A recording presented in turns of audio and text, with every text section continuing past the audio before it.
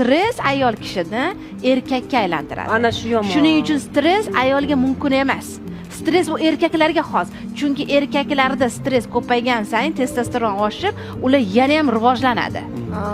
Erkakka kerak stress, lekin ayolga emas. Ayolni erkak qilib qo'ysa, unda bir uyda ikkita erkak sig'maydi.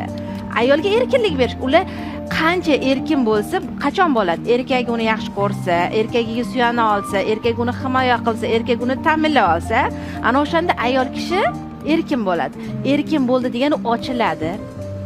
Ayollik jozibasini his qilishni boshlaydi va energetikasi bilan hammaga bera oladi. To'ppa-to'g'ri. Agar oilada ayol kishi ona baxtli bo'lsa, butun oila baxtli. Butun oila baxtli. Haqiqatda shu narsa bor ekan. Haddimizdan oshyapmiz, talabchanligimiz, o'sha mashina kerak deyapmiz, zo'r. Endi buni yana bitta tarafi bor-da, ayol kishi nima uchun xohlayapti? Xavfsizlik istayapti ayollar.